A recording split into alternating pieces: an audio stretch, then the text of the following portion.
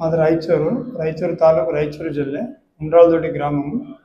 మా కొడుకు ఒక 9 నెలలు 10 నెలల దగ్గర కిడ్నీ ప్రాబ్లం అని చెప్పిండు డాక్టర్. చూస్తే ఇట్లా అయిందంటే మరి ఎట్లా అని మేము అన్ని తరలు తిరిగినాము.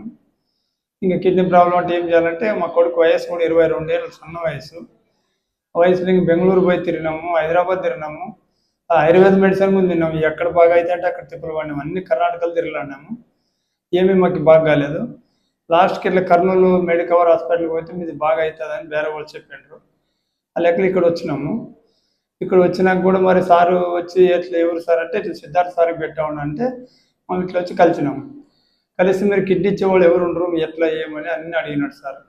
కౌన్సిలింగ్ తీసుకొని మాట్లాడితే మా భార్య ఈయనకి రెడీ ఉన్నాం సార్ మరి అంటే, సరే మీరు ఇస్తామంటే మేము చేయగలుగుతాము, మీరు మేము చెప్పినట్లు మీరు కండిషన్స్ చేసేటట్లు ఉంటే చేస్తాము అని చెప్పింది.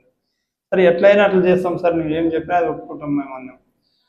ఒప్పుకుంటామని మేము డైలిషన్ చేస్తున్నాం సార్. కంటిన్యూ ఆయాసం అయ్యేది, రాత్రి నిద్ర లేకుండా చచ్చినాం అక్కడ. అంత బాధపడి వచ్చిన తర్వాత ఇక్కడ వచ్చినాక డైలిషన్ 3 సార్లు కంటిన్యూ చేయండి, అదేముండదు ఆపరేషన్ చేస్తాము. చాలా క్రిటికల్ ఆపరేషన్, చాలా సీరియస్ ఆపరేషన్ ఉందని చెప్పినాడు.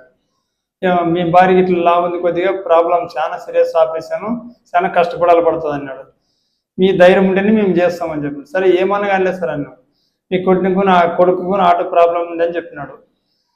మరి అది కూడా ఏమో కావచ్చు కూడా అంతాలు తీసుకొని భార్య కంట్రోల్ చేసి ఆపరేషన్ చేస్తానని చెప్పినాడు. చెప్పి సార్ ఆపరేషన్ చేశాడు. మా భార్యకి ఇస్తా కిడ్నీ అంటే తీసుకొని చేశాడు. ఆపరేషన్ ఏం చేశాడు, ఫుల్ సక్సెస్ఫుల్ అయింది. ఇంకా రాత్రి పౌలు ఇక్కడ ఉండి కూడా తను కంటిన్యూ డ్యూటీ చేశాడు సార్. అక్కడ వచ్చి 2 గంటల దగ్గర అక్కడే పేషెంట్ దగ్గర ఉండి వచ్చి మాకు చాలా చెప్పిపోతున్నాడు, ఎట్లా ఏమి ఎట్లుంది ఎట్లా లేదని అన్నీ చెప్పినాడు.